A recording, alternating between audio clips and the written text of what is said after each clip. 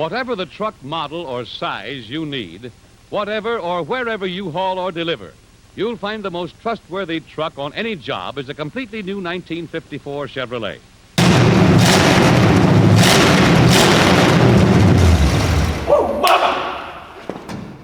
Well, hello again, friends, and welcome back to the wonderful world of classic auto repair. That was weird. Anyway, we are going to jump right back in on the 54 Chevy pickup project. You'll recall last time we refinished this. We did some engine work, we did some shifter work. I've got to re-button up the electrical. We have still a lot of issues with that, so we're going to take care of that, get the door back on, get all the little details finished up, make sure it runs, make sure it drives, and then head for the hills. It's out of here. So let's dig in. Alright, please pardon the heater noise. I'd rather stay alive, so you know, I wouldn't die. I don't know what I'm talking about. Anyway, I got a new turn signal switch right there. Jigs. And it does not come with a harness connector. Comes with all these little spade pins. Getting the old one out was very difficult, as you can probably tell. It actually stripped a bunch of the wires. I tried to pull a single wire through with it, taped to it. This one here, in fact, and it didn't work. I've got a piece of welding rod through the passage there, but I'm afraid this is gonna be a fight. So I'll show you after. This isn't going to be pretty. Well, unfortunately, this just is not happening. I can barely get this thin welding rod. Actually, everything's kind of jammed at the moment. You can barely, that drags pretty hard going through there, let alone trying to get an entire harness through there. They had to have assembled this thing in pieces, putting the wire through each piece and then put it together. I don't even know if I can get this back out as far as I got it. And the main issue is where the tube comes into this bell-shaped piece. You're trying to turn a corner to get into that tube, and I'm sure it's sharp on the end because of how much we shredded the old one coming out. It just does not want to cooperate going back in. I don't know if this is an I did it column or some other brand. I have no idea, no experience, no connection with any of this. So I am stumbling my way through trying to figure out how to take all of this apart. I'd like to get this housing off. Unfortunately, that means getting the tilt assembly off. So I'm going to keep working on that, and I think I have a snap ring. I got a nut came off of there. I took a measurement of how far down on the shaft that was, just in case I need that. Now I have a snap ring down in here. We'll see if anything happens once I get that out. Okay, so we're going on to secondary targets here. We're on a new tack, you know. I'm abandoning the idea of getting the tilt apart. Normally a factory GM column, I think if I remember right, you would pull pins and you could get that assembly off. I can't get to anything like that on this thing. I don't know how these chrome covers come off. I can't get to anything. I can't see anything. And I'm just afraid I am going to ruin something. I abandoned the wire, the welding rod being taped onto the wires here because you can't you can't get it to turn the corner it needs to go around. So all I'm doing is I'm up here with my headlamp. I can see the slot on the bottom of the tube it needs to go into. And I'm just working with the pick, trying to get them all to go in there one at a time.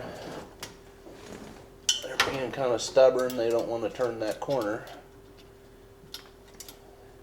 So I'm going to play around with this for a while until this doesn't work anymore. And then we'll find something else to do.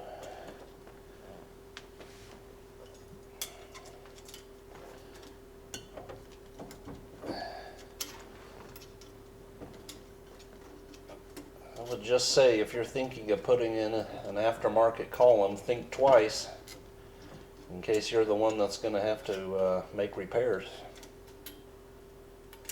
You know. Well, that is the end of a saga. I tell you what. With the clips on, wasn't happening with the terminal ends. No, sir, no way. So snipped them off straight where they're all still molded together. I could get it straight down through the slot to back here, and then up in that hole I could use my right angle pick to get it started up in the hole. Once I got it up in there, I could slide it relatively easy down through the tube.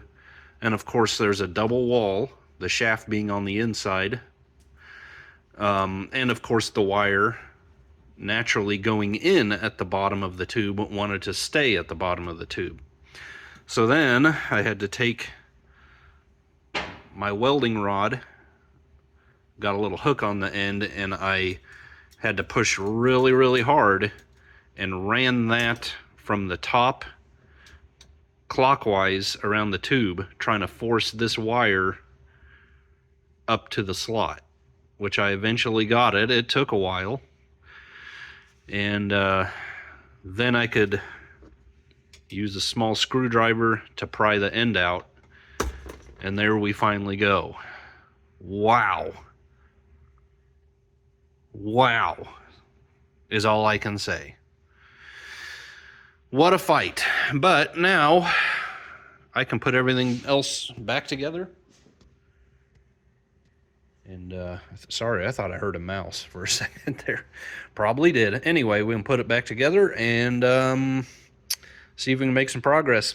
I'll be honest, this is a difficult one, but we are getting it now. So once I get this buttoned up, I won't even mess with the steering wheel for now. We're just going to go right into splicing new terminals on and trying to reconnect and get everything running here. So get my lever on and then we'll move down there.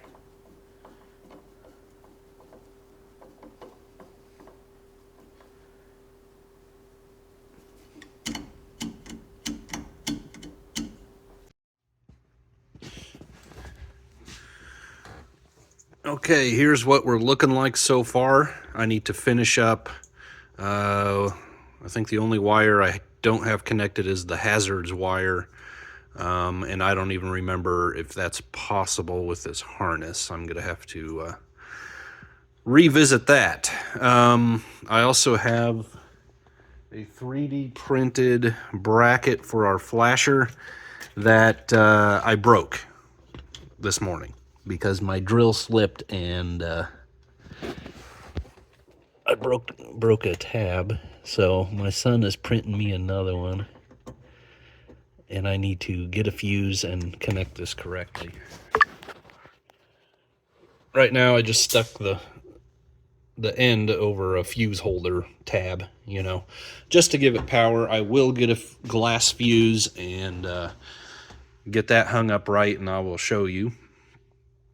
Anyway, I do have the horn working as well. We can ground that on here. So that's going.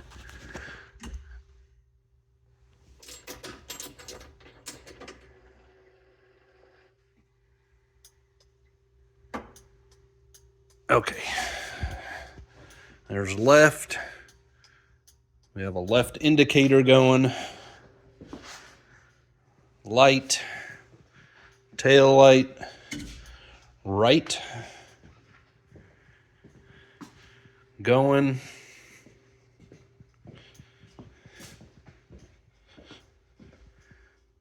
Tail light.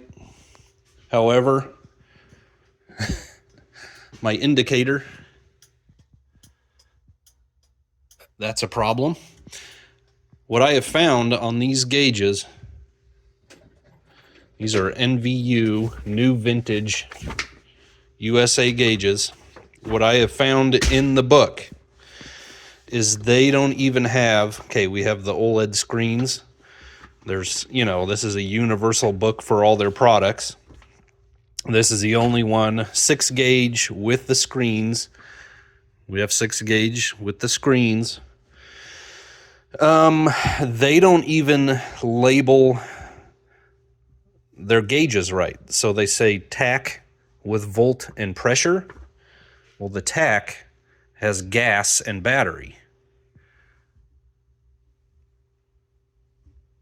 The speedo has water and oil pressure. Speedo, water, and fuel. So they don't even label them correctly.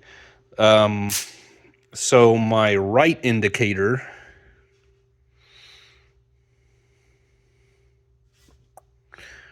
right turn, left turn. So they are labeling, they are saying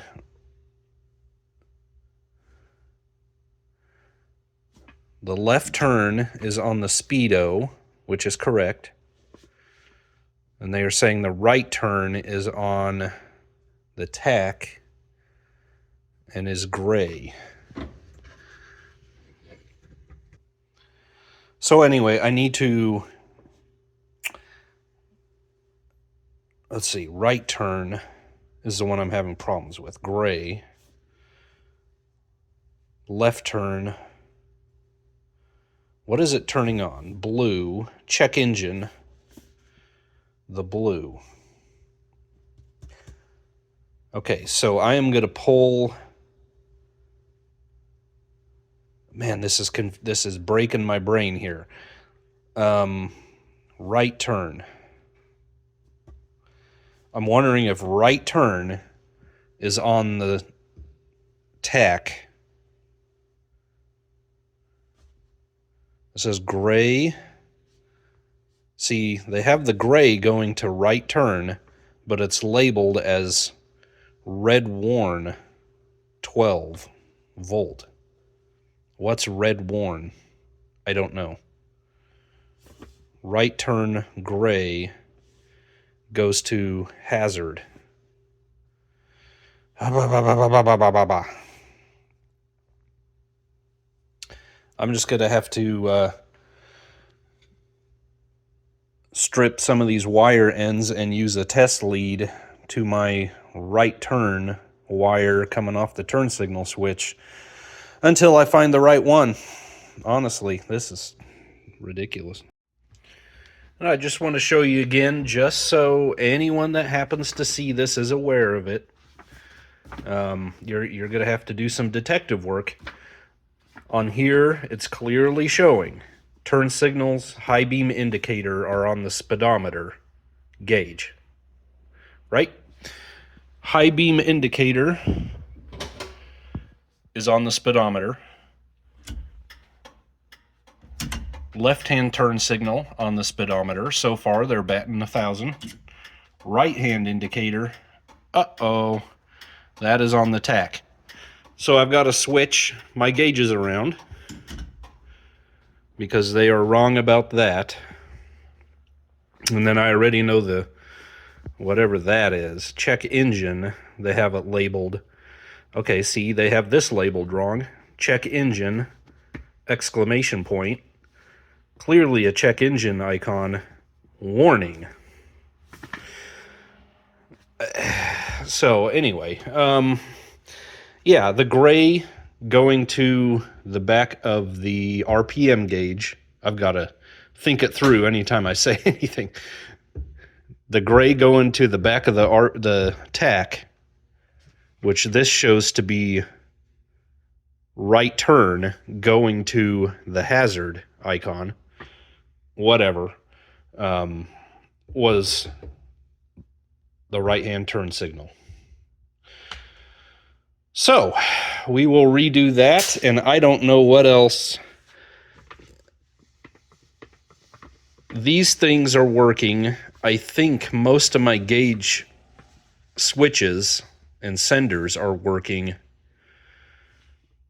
The only thing I might need here is the hazard icon. So we'll go through that and try to figure it all out.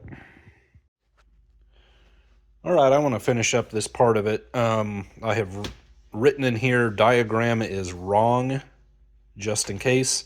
And I have gone through and written down everything that is correct and which gauge pod it's on, and I'll fold that up and put it in here and make sure the owner knows about it. So I am going to install the gauges once again. Just kind of tidying things up, and I wanted to show you, here's my flasher bracket and what everything's looking like under here. So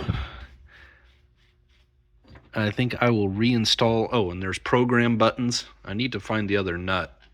It wasn't on this switch, but these are for calibrating your gauges. You push those to go into program mode instead of just having them zip tied or taped somewhere, which is certainly acceptable in my book. There were convenient holes in the bottom of the dash that they fit into nicely, so I just put them there. And there we go. Everything sweeps and is working. My battery, my voltage, and my fuel seem to be reading correctly. Left turn indicator, right turn indicator, high beam indicator, and that's all I really care about. So that's all we're gonna do there.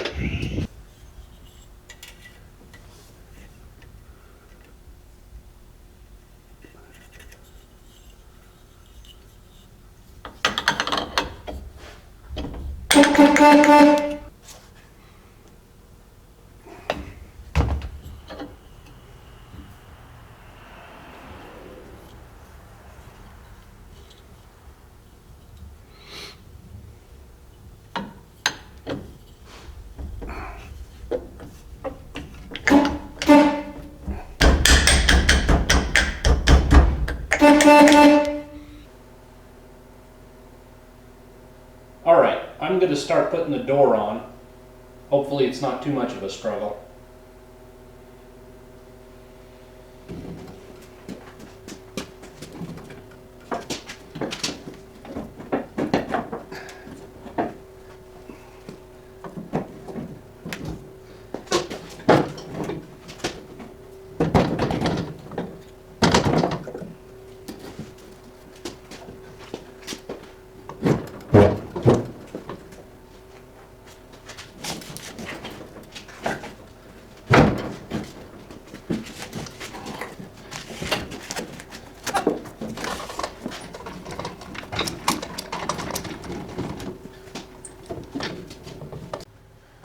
Alright, I think we're getting just about as close as we're going to get. Not an excuse or anything, but I did test fit the door beforehand, but all the slicing and the measurements and everything, that was done by the previous body man. So, you know, I think it's going to be okay. I have kind of a consistent 3/16 or something there. It's a little tighter here. I could probably get away with closing the front end up a little bit more. In fact, I might. I don't want to get in trouble. I don't want to get in trouble up in here, you know. Belt line is good. This is pretty well flush. This is, the bottom is set in on, you know, the door is in farther than the cowl piece at the bottom there, so I could bring the bottom hinge out just a little bit. So I'll keep playing around with it a little bit more. Maybe we'll get it a little better. That new door seal is kind of being a pain. They're thick ones, that's for sure. Anyway, that's what a door latch is for, right? You just got a slimer. Well, this job is kind of a mixture of new and old hardware, and a lot of it's painted, and it just doesn't hold up, and it just doesn't end up looking as nice as it did when you paint it. Anyway, the latch plates, like this, the latch plate for the door are still held on with clutch head screws, machine screws, which is perfectly fine, but I don't have anything clutch head here, so lunchtime I will run home and I will get my clutch head screwdrivers and get that put on. This shelf here, this one did have stuff on it, but this shelf here represents what I have left to go through, and then on the 57 here I'm laying out a lot of hardware and bumpers and you know how it is if you have ever picked up a project from someone else. It can be a bit of a mess. Rear view mirror bracket. So I'm just going to start going through stuff, laying out what I need to reinstall.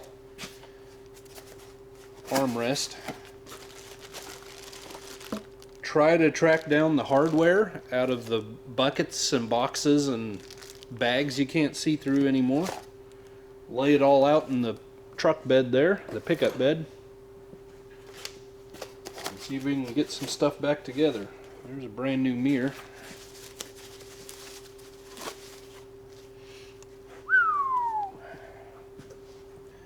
Screws for left door lower hinge plate. There's a lot. I'm trying to decipher this spelling and writing here. Carriage bolts on top of running boards. Grind off smooth of the 2 bolts to remove number, # number, probably means the lettering on the bolts, and paint purple, 1 for each side.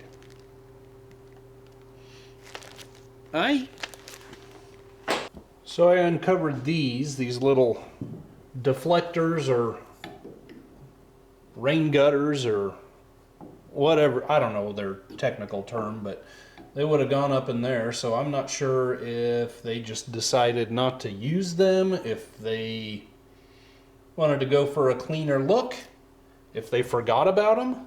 I don't know.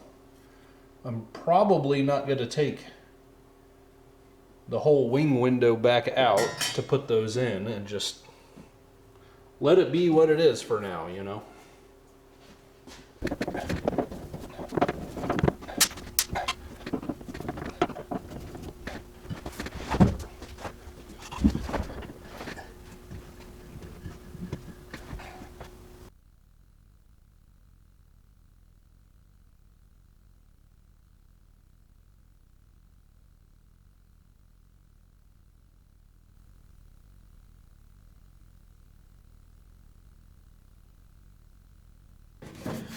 Well, this monkey doesn't want to stay put.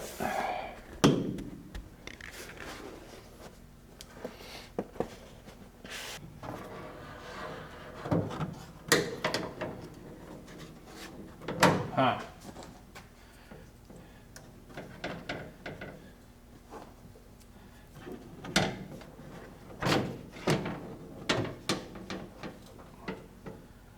Does that even work?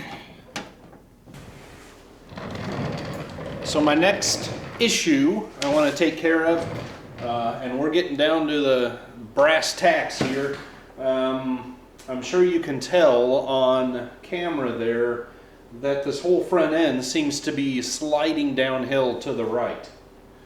I finally got the hood to latch. All of this is loose. Inner fender, outer fender is loose there. I've loosened a lot on the right-hand side. What finally got my hood to latch was I took out the rubber bumpers between the grille and the hood, and then it would go far down enough to latch. But I've got a huge gap here where I have what looks right here, and then all along between the hood and the fender there, the fender is way far down. So I have got to get under there and see what's going on and see if we can raise that up. If I judge just the hood according to the cowl, back at the back, it looks correct. Like that hood side is not way up in the air at the back. So my assumption kind of is it's all in the fender and the inner fender. Maybe the radiator support. I don't know what's all going on. You know, we've got to figure that out.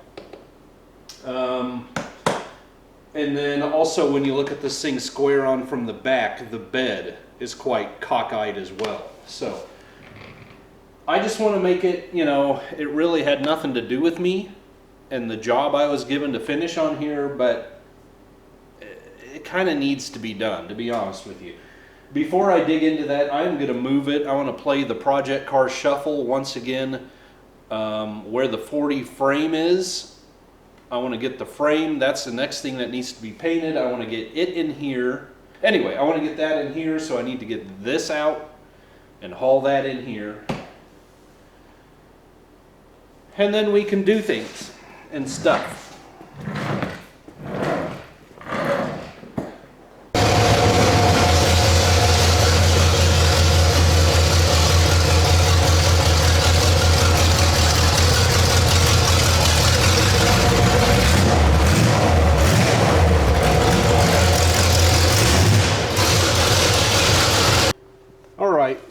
In talking with the owner, we were discussing what all was left that I should do, he should do. He wanted me to put the mirrors on. I said, you know, that's really more of a personal preference. But he said, we're about the same height, you just do it. Okay, he just doesn't want to, he's kind of overspending money on it, and he just wants it done. He doesn't want to mess with it, which is an unfortunate place to get to in a project vehicle, you know. All right, well, the next problem is, you know, this one will be mostly somewhat sort of usable. The other one, you can't even see from the driver's seat. They're just tucked up on this door frame so much you can't even see them. So it's on there for symmetry, you know. But if he wants that to be usable, obviously he's gonna have to do something different. I'm just doing what the guy wants and what he has and whatever. Now, it's not a big deal on a standard cab pickup like this, because just a little bit of over the shoulder, you know, that's what I would do anyway instead of using a mirror. You just glance over your shoulder right out the window and you got something far better.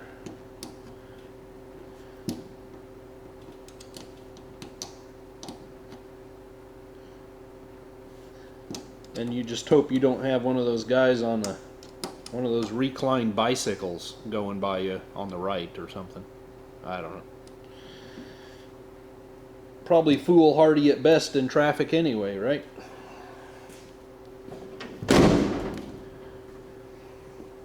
I saw her today. I saw a face. It was a face I loved. And I knew I had to run away. Get down on my knees and pray that they go away. But still they rekindle. Those needles and pins Well, I'm going to talk to the owner before I really dig in here I've got all of this loose on the left side.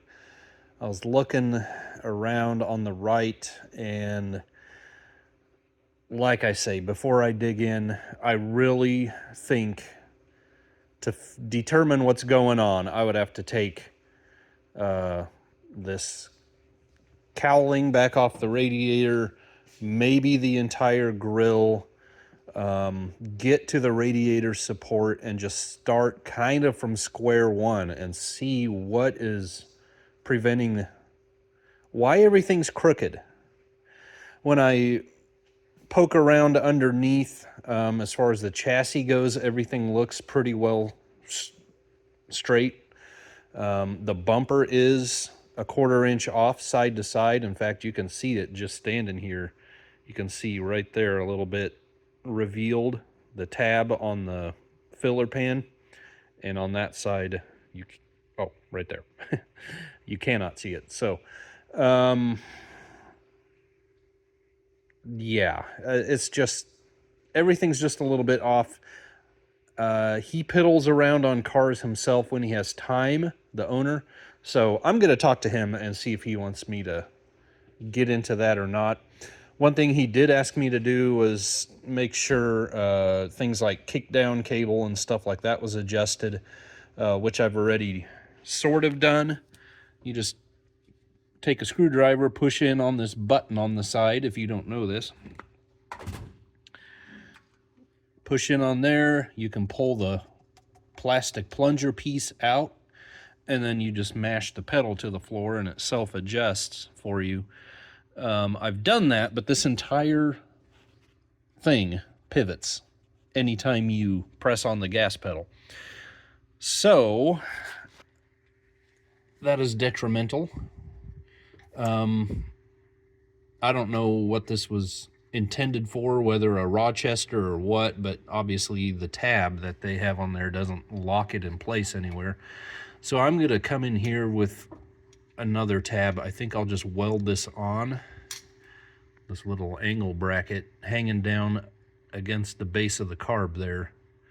If I just tack that on there, obviously trim it where it needs to be trimmed, but do that, then that won't pivot anymore. So unfortunately that means, well, I mean, maybe not. I probably wouldn't have to take it out of there. I could weld it on the car, but I don't know if I should try it. Oh, why not? We can cover things up. Well, there it went. And that was just a simple thing, just a little tab welded on down there to keep it from pivoting. Now when I took it off, I also discovered that kickdown cable was just hooked on some bolt threads. I should maybe have that stud at home, the correct one, if I can locate it. And that's a big if. I'll do my darndest and see if I can find one of those. Oh, is this thing on? Yes, very well. So it is at this point in my life, in our projects, that the cheapest shotgun mic one could find on eBay decided not to work. That's very weird. Anyway, it gave the appearance of working on the readout on the camera while recording, but it was in fact not translating any audio to the files. So I'm going to do a voiceover here, and in the next video, maybe two, before I caught what was actually happening, we had this problem. Anyway, at this point, I have loosened up the entire front clip, and I have adjusted things the best I can. I've gotten the hood to close with the rubber bumpers in place, and that's going to be good enough for us. Also on the back end, by measurement, I've determined that most of the sag that you see in the left rear hand corner of the bed is due to suspension problems. There's a discrepancy in there somewhere. And so I've also chosen to ignore that. Moving on. So if we look at the passenger side here, this is what's going to happen on the driver's side if I don't do something about it. You'll notice the holes were rather difficult to line up, and that makes everything kind of puffy and rounded, and it also wrinkles up the cardboard on most places where the pins were put in. So I may very well leave this and we'll just let the owner take care of it, but I have to finish up installing the driver's side, and I want to try to do something a little bit different. So I'm going to go ahead, since I'm still working on that, I haven't got it completely installed, I'm going to go ahead and remove the handles and the armrest again from the other side and see if we can do something a little bit more appealing than this. So this frame and the cardboard itself are barely on speaking terms. I mean, they do not want to stay together, and that is a fact. Not sure what I can do about that other than just the best I can when we're all done here. But I am going to take this out.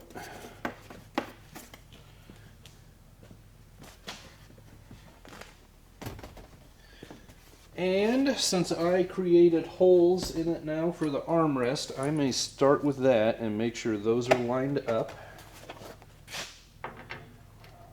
Just like so.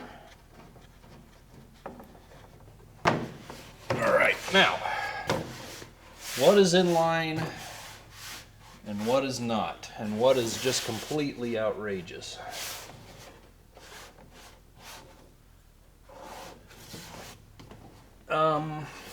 So that one's in line, and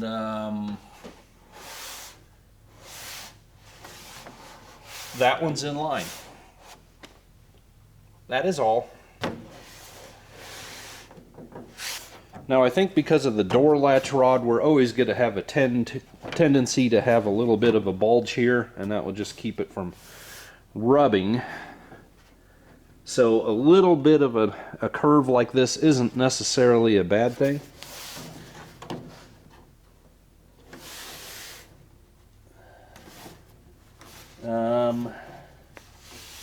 Frankly, the whole thing looks too long.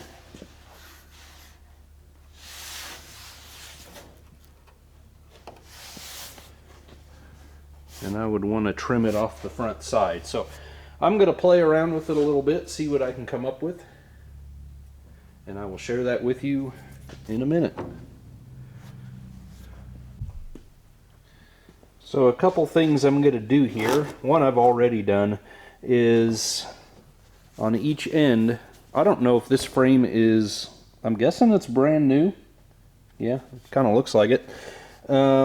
They really need to be curved up at the top to match the contour of the door, because there is a curve. So I formed both of those so we're not fighting trying to bend everything with the pin, and that got it fitting a lot better. I thought I might have to trim about 1/8 of an inch off the front. I'm gonna leave it for now and try it. I think the frame is fitting okay and coming together. I may reserve that as a possibility for later. Also, these two holes, they line up pretty good, and they put a slight radius in the panel back there to help with our rod for our latch. But the other four, none of them are lined up. Some of them you can see the hole peeking through this existing one on the panel. So I'm just going to nibble away just a little bit of material. It's all up and to the left that the hole is for this. So I'm going to try that. The pin should hide the ugly, the void, you know. We'll see what happens. Okay, this frame really acts like there's a bow on the top, and I'm a little hesitant to try to straighten anything out because I know I'm just going to put wrinkles in it, mess it up. So we just taped it to the back, you know, that rough edge that has been kind of messed up with the top layer folding back. Just kept wanting to come out of here and look sad and depressing. So that's what we did, and if it holds it long enough to get this thing installed, it'll be a win. It will be a win.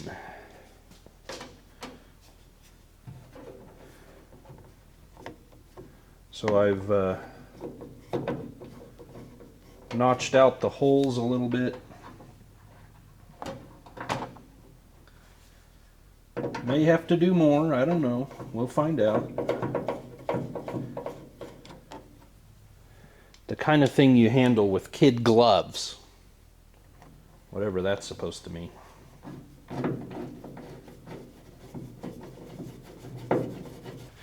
Alright, well, I think we succeeded for the most part. We don't look nearly as puffy. We still are a little bit, which is necessary, but we'll see what it looks like when we get this back on.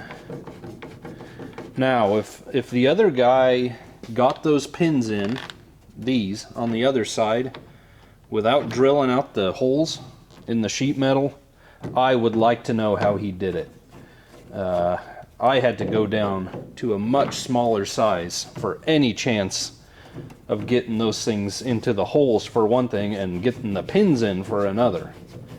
I just could not use the size he used, and so I don't know how he did it. I suspect maybe he wallered out the holes. Anyway, neither of that is here nor there. It's on, and it's looking pretty good. So I am going to put these back on how we had them and call this done.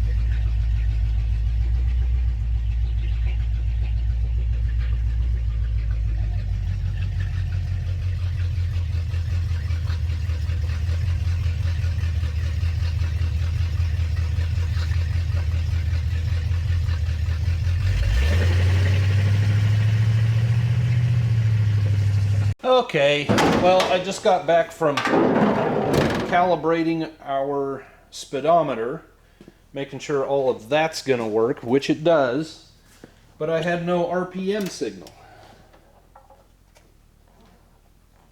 Probably because, well,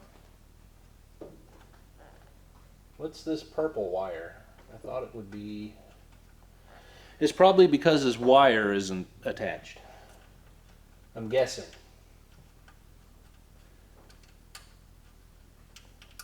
Other than that, every other gauge seems to work. I don't think the carburetor is too happy. This thing has been sitting around forever, like we've talked about.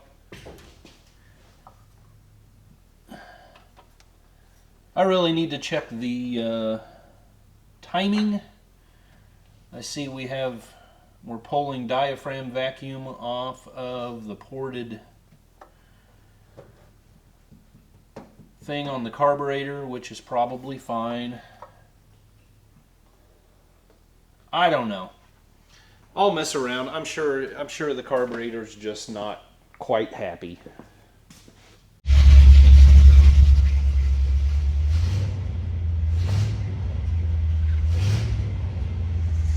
There we go.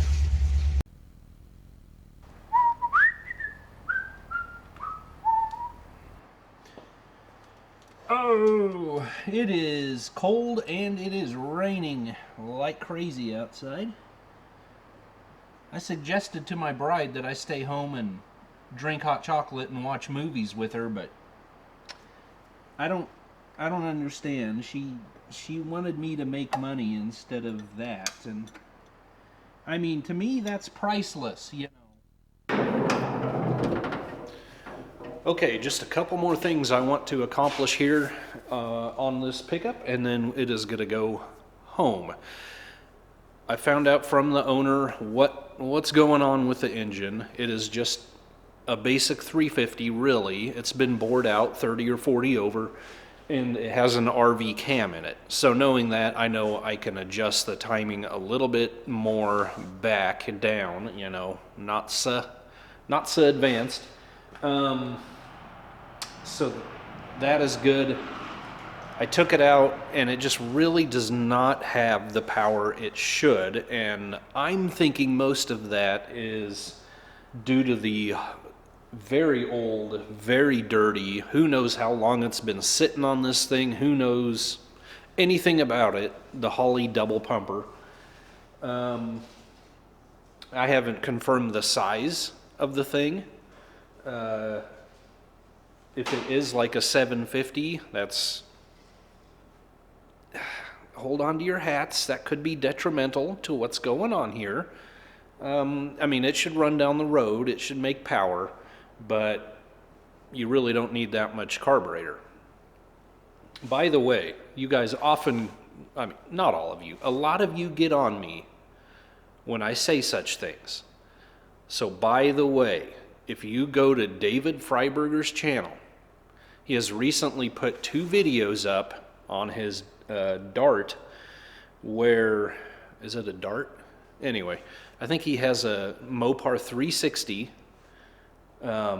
He started out with a Holley double pumper, or, you know, a more modern facsimile thereof, a 750 CFM, and he was trying, there was kind of a dead spot, a spot where air-fuel ratio was detrimental when he was driving around, and he really went at it scientifically. He really opened the carburetor up, changed a lot of things around. He did a lot of things that viewers suggested he try, and it was just a persistent dead spot in the thing. Now, you can run it around and drive, you know, obviously it was running around, but there was just something not quite right about it. He ended up putting, I think, a Brawler 650 on it with vacuum secondaries, if I remember right. Still had to make a couple of adjustments, but it became a completely different engine when he went down to 650. You know, carburetors are mechanical marvels, honestly. You consider, you know, you could almost use a drip system on a stationary engine. You want something to run one speed all day long. That doesn't take much, anything special. But when you put it on a moving vehicle, all the conditions, all the different throttle positions, weather, acceleration, deceleration, coasting, cornering, elevation, you're never going to get something that is absolutely perfect 100% of the time. But it should, I mean, these things are amazing considering everything that is expected of them to do. So no, not one carburetor is ever perfect for every single circumstance, but I think you know what I'm saying. You use a little common sense, the mindset that throw the biggest carburetor on there and you're gonna be fine. Yeah, you probably will, but is it really what's best? No, probably not. So, especially when you're talking about mostly stock-ish engines, right? Anyway, enough of that nonsense. I've got a Edelbrock 1906. The customer was interested in me swapping this out. He really wanted to go Edelbrock direction, which is perfectly fine for me.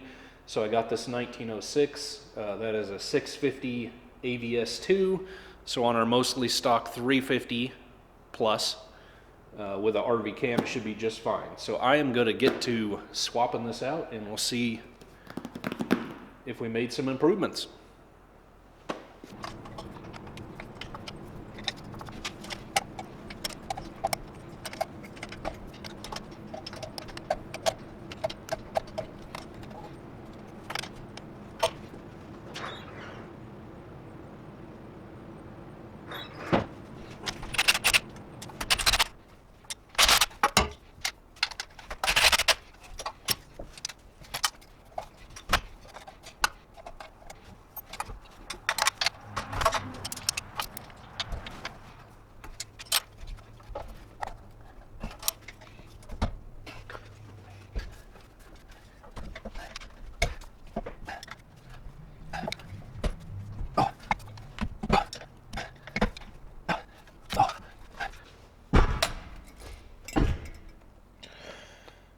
Oh, that's not correct. Well, forevermore. Well, the guy's been just a busy little bee ever since you've been away. I've cleaned off the mounting flange, the intake, the old gasket off the intake there. And then I put the existing throttle cable stud in, had to drill out the hole to get it to go in. It was 1/4 inch thread for some reason. I also ordered, along with the carburetor, in the Edelbrocks, an 8018, and that is the GM Turbo 350 style kickdown cable attachment that little plastic clip attaches to. And now I'm getting my brake booster vacuum port installed. And I think we're going to be done. I will probably have to remodify the throttle, the cable bracket, or at least remove one tab on it. We'll find out. All right, I'm going to pull my brake booster hose back and reroute it. Oh, it's going through the engine hoist hook point, isn't it? No, maybe not. Yeah, it is. I thought I noticed that earlier. There we go. We'll take care of that later. I do need to get my electric choke wire or make a new one. We'll see. Get this on. No, don't do that. Come on, guy. There we go. That guy on. And this shiny little fella on. Okay.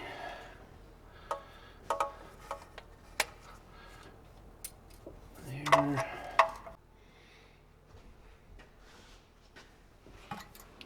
The intake, by the way, is an Edelbrock Torker. Just for those of you who are curious.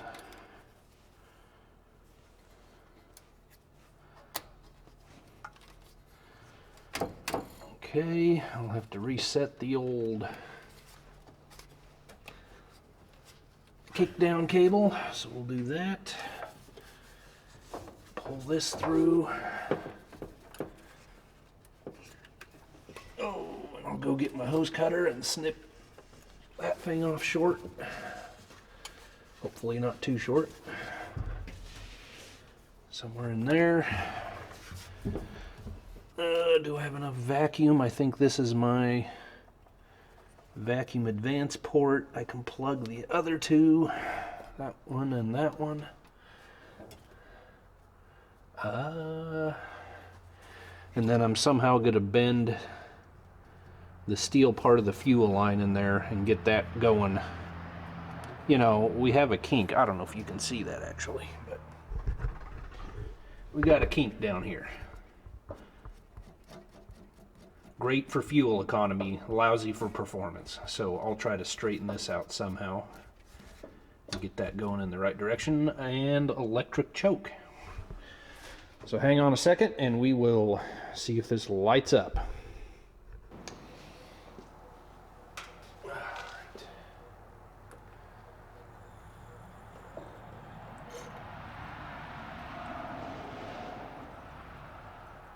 make it clear that Holly 100% could have been rebuilt. But this is more to the owner's liking anyway. This is the way he wanted to go. I gave him that option. And this is what he wanted. Let's see if she speaks to us here.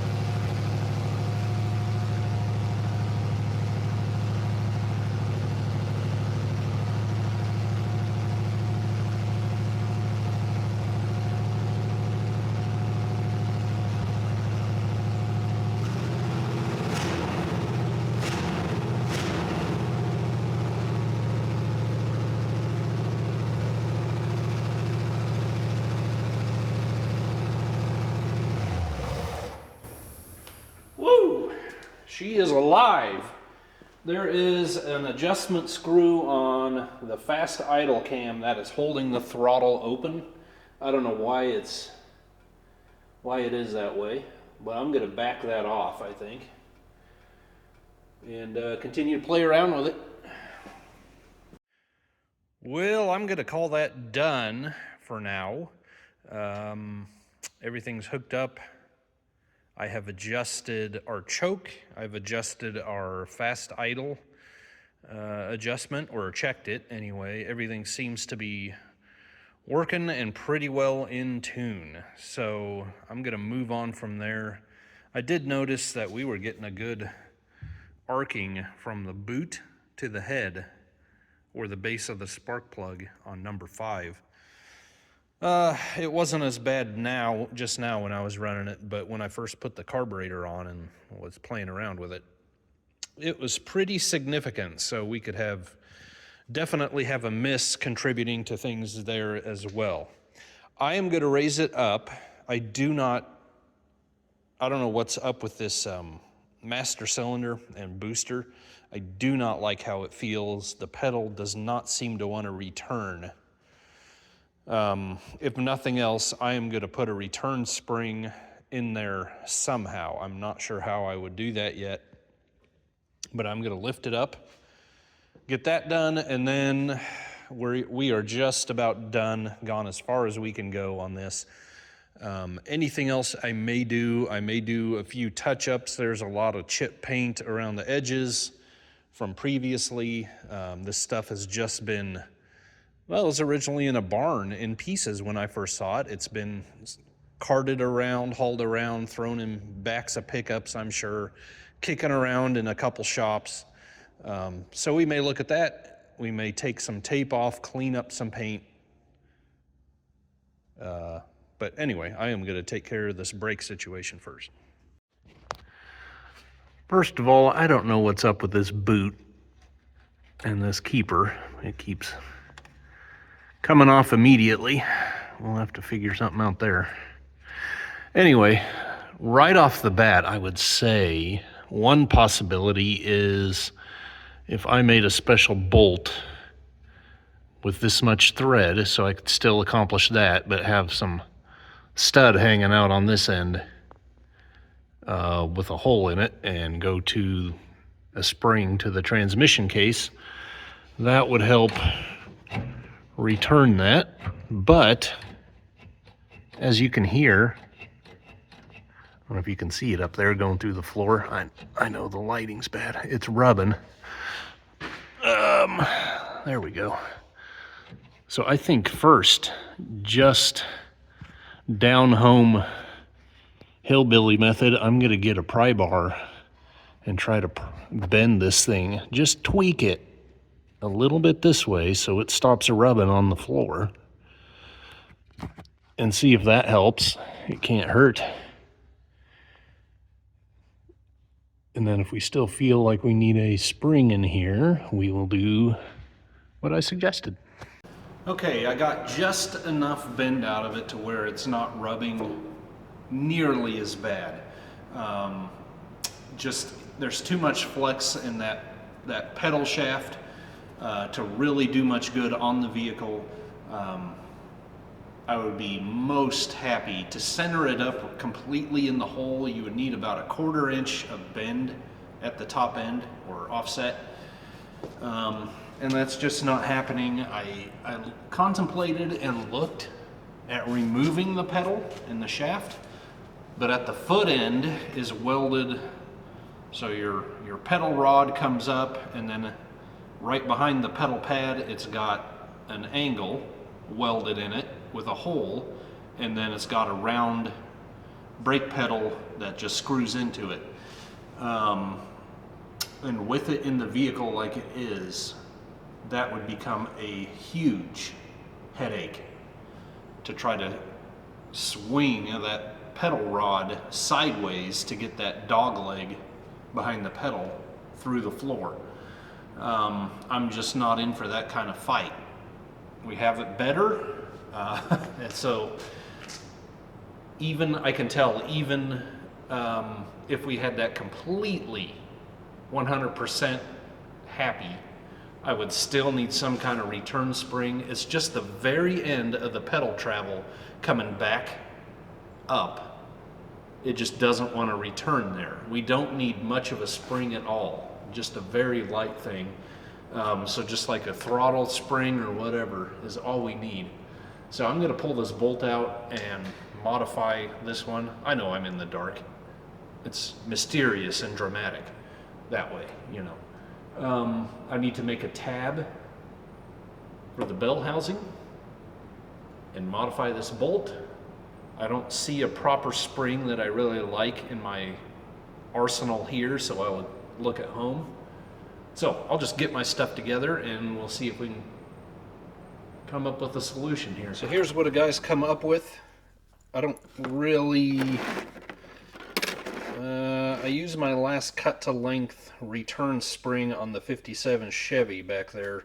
I think this is actually the spring that came off the Chevy, the 57.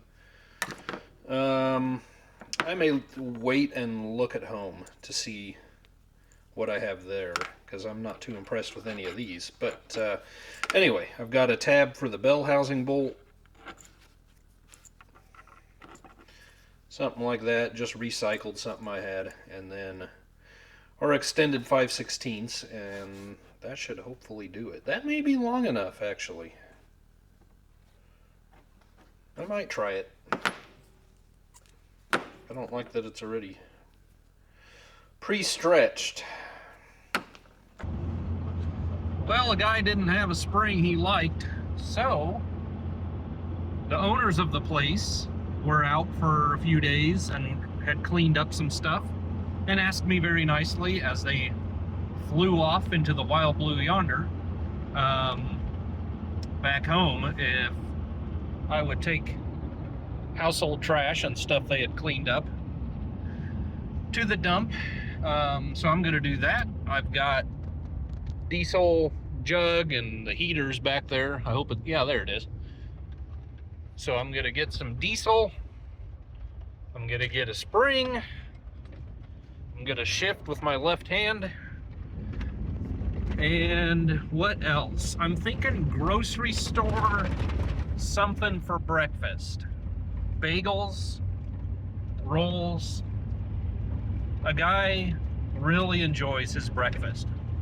And pickings were kind of slim this morning, so you know, we can't let that happen again. Fourth gear. All right. I'm in the old red Lariat. I don't know. I thought it was interesting. All righty.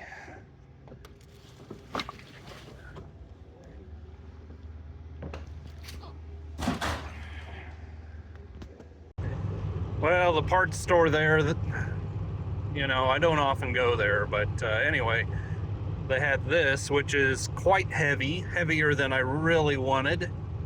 And then they went down to an assortment of Universal that were all way too light. Nothing, just a good throttle type spring. Nothing like that. So, and you can tell this has been on the rack for about, 15 years. So, anyway.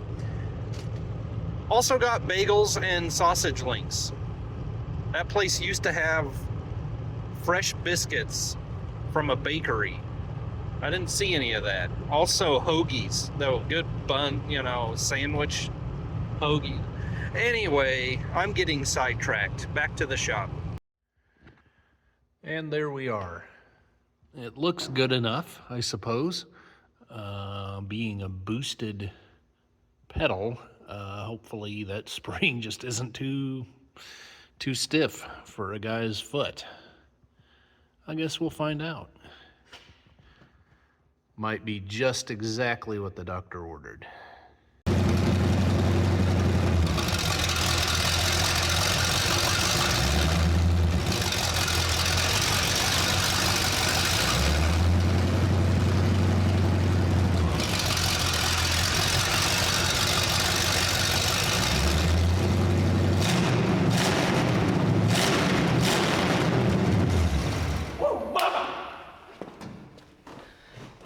So yeah, guy was worried about nothing as far as that spring goes. That is perfectly acceptable to me.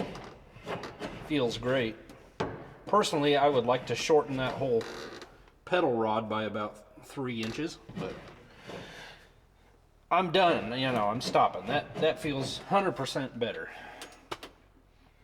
Moving on.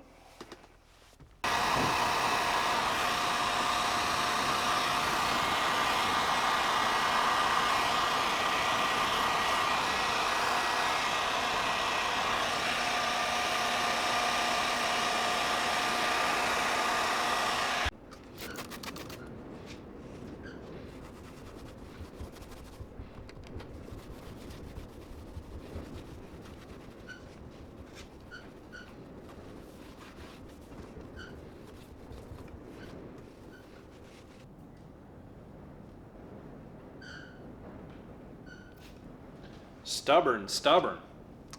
Guys, I think I would be one to go on record as somebody who encourages you not to stick duct tape on a finished painted vehicle.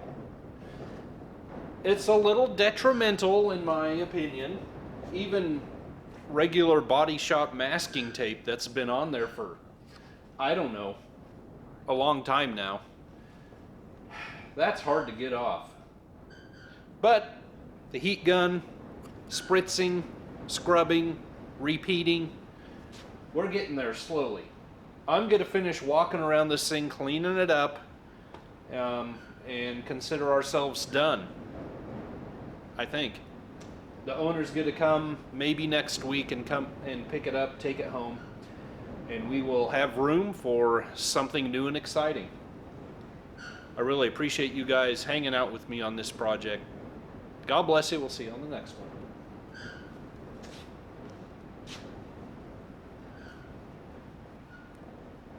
You're coming off. You just stop fighting me. It's gonna happen. There you go.